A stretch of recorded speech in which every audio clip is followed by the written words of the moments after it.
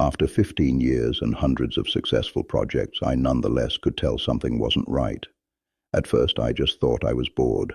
As I said, we'd had a ton of success, solved tons of problems, and even invented some cool things along the way.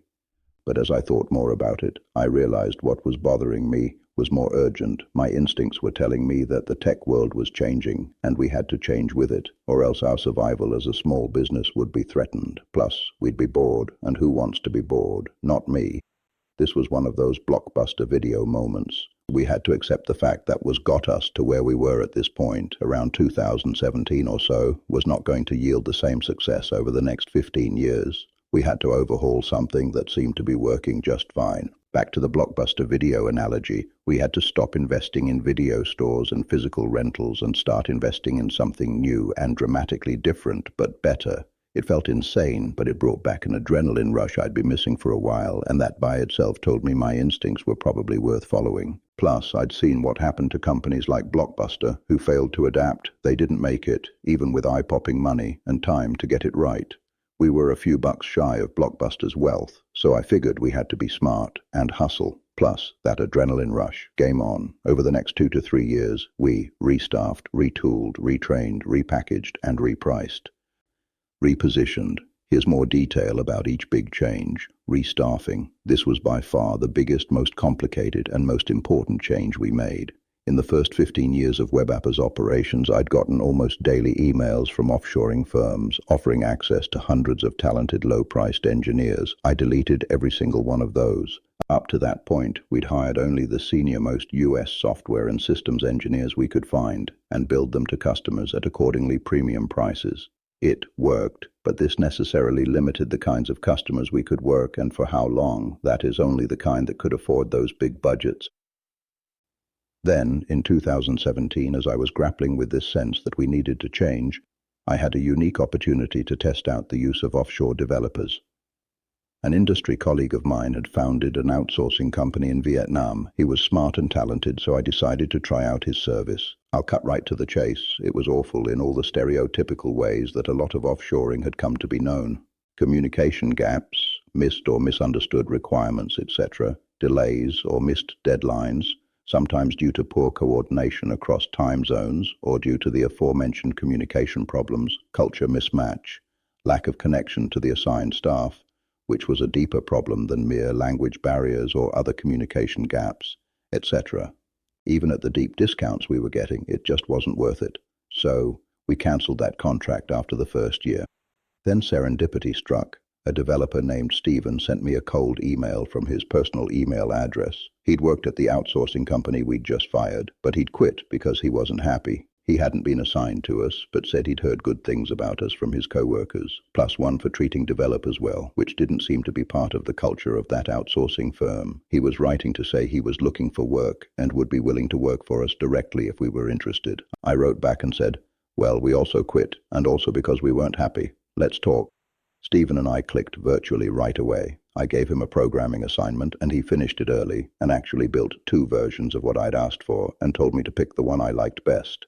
This was basically the software equivalent of love at first sight. I immediately hired him full-time. After blowing our minds during his first month of employment, I asked the obvious question, do you know any other talented engineers? He recommended Anne, and we hired her immediately too, and things grew from there. So just like that, in the span of a few months, we'd established our own office in Ho Chi Minh City, Vietnam, with our directly employed team. This last part, directly employed, made all the difference in the world, but I'll write more later about how we created a culture that resulted in a tightly integrated, high-performing team that was separated by a lot: time, distance, culture, language, etc., retooling. Now that we had a growing team in Vietnam to supplement our existing team in the US, we kept senior technical talent and management in the US. We still had to address the fact that we specialized in a lot of aging technology, aging programming languages, software architectures, infrastructure, hosting environments, etc. I gave the team an assignment: build a real-world application, but only using the latest and greatest tech, modern programming languages, application structure, infrastructure, etc. I was especially interested in cloud-native system design, as we'd been expanding our capabilities in this area since 2012, so one specific requirement was no servers allowed, microservices only. The result was the most impressive product we'd ever built, which I'll write about separately because I'm finally proud of it. Retraining. Since we were demanding a lot of change from our team, we had to provide as much training as was necessary to make sure everyone had the knowledge and support needed to stay cutting edge, but with a lot of new tools and technology. Each person essentially had an unlimited training budget, limited only by the amount of time one could devote to training, while still delivering for our customers, obviously. We loaded up on the typical industry indicator of training, certifications, but more importantly, the new team was solving new problems for new customers and quickly, success, repackaging. The hybrid staffing model allowed us to change how we packaged our services. With a discounted, blended bill rate, we could provide hundreds of hours of services each month to our customers, but at much more affordable prices than we used to charge. We slashed our prices by about 60%. It worked. We consistently signed up new customers for this new retained services model, and it was a game changer for our customers. We were able to do in-depth work over long periods of time, years versus weeks or months in the past, and the results spoke for themselves. We even converted existing customers from the old pricing model to the new one. Repositioning.